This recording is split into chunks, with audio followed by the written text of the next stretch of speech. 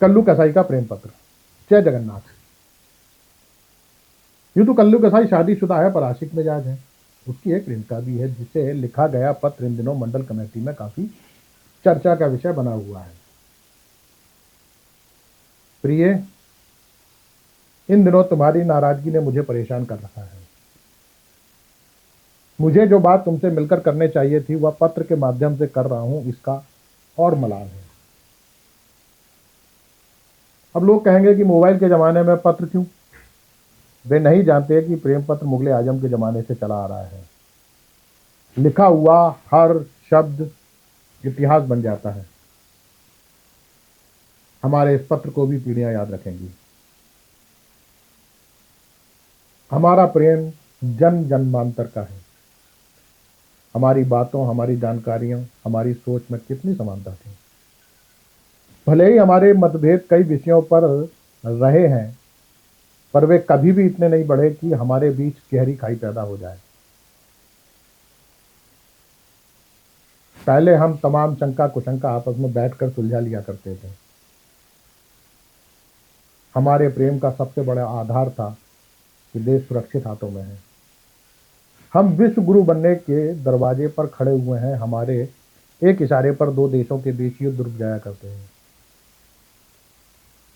फिर ऐसा क्या हुआ जो हमारे बीच की खाई इतनी बढ़ गई जिसे आपस में बैठकर भी दूर नहीं किया जा सकता? मेरा संकेत शेयर बाजार की तरफ है, जो पिछले 4 माह से गिर रहा है, जिसने 30 साल का रिकॉर्ड तोड़ दिया। अब जो चीज टूट गई उसका मलाल भी क्या करना। मैंने कई बार विषय बदल कर बात करने की कोशिश की, पर तुम हो जो हर बार शेयर बाजार की बात छेड़ देती है।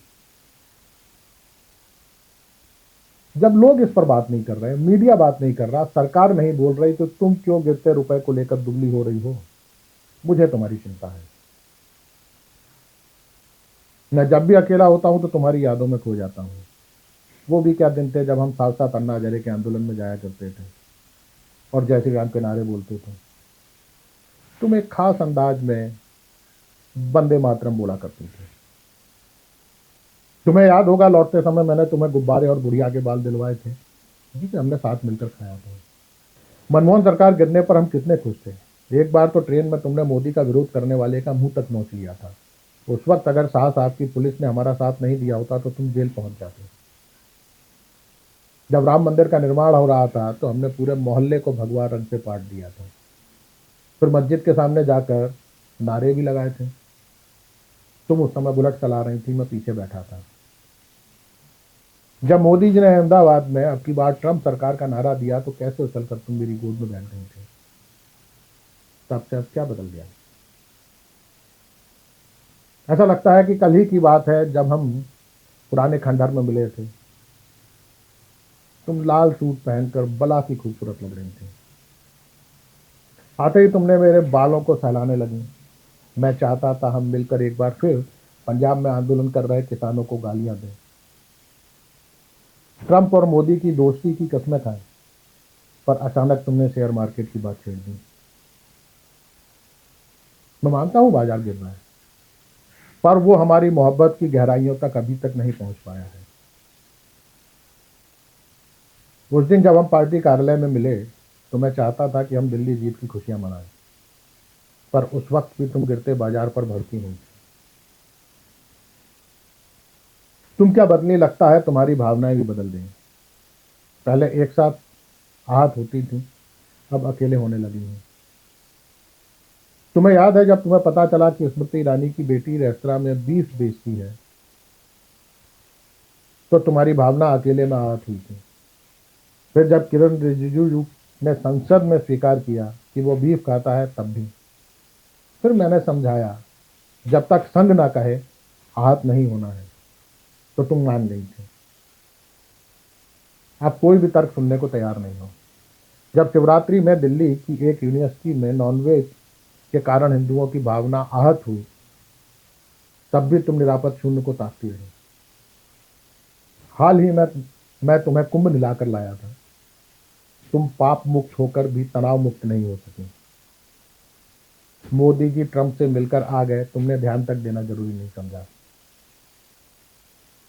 याद है वो कितने सुहाने दिन थे जब हम लोग शेयर बाजार ही नहीं गिरते, रुपए, रोजगार, महंगाई पर भी बात करते थे। देश की अर्थव्यवस्था और घोटालों की बात करते हम घंटों एक दूसरे के आगोश में बैठे रहते थे। अब पता नहीं तुम्हें क्या हुआ है जो घटते हुए चांद की तुलना गिरते हुए शेयर बाजार से करने लगे। प्रिय, हमारा प्यार शेयर बाजार से ऊपर है। कुंभ नहाने के बाद तो हम वैसे भी जीवन मरण के चक्र से निकल चुके हैं, तब सांसारिक मोह माया थे। तुम्हारा देवर भीमा कश्यप बता रहा था कि कुंभ आयोजन के बाद से ब्रह्मा जी भी परेशान है। जब इतनी आत्माओं को मोक्ष मिल जाएगा तो वे भारत में पैदा करने के लिए नई आत्मा कहां से लाएंगे। ये परिवार नियोजन का सनातनी तरीका है। आखिरी में एक शेर, रंजिश ही सही दिल ही दुखाने के लिए आ फिर से किसी रोज सनातन के लिए आ। विशेष नोट, संस्कृत में तमाम खोजने के बाद भी शेर नहीं मिला, वरना उर्दू में शेर पढ़ने का कठपुल्लापन मैं कभी नहीं करता। सिर्फ तुम्हारा कल्लू कसाई। नमस्कार।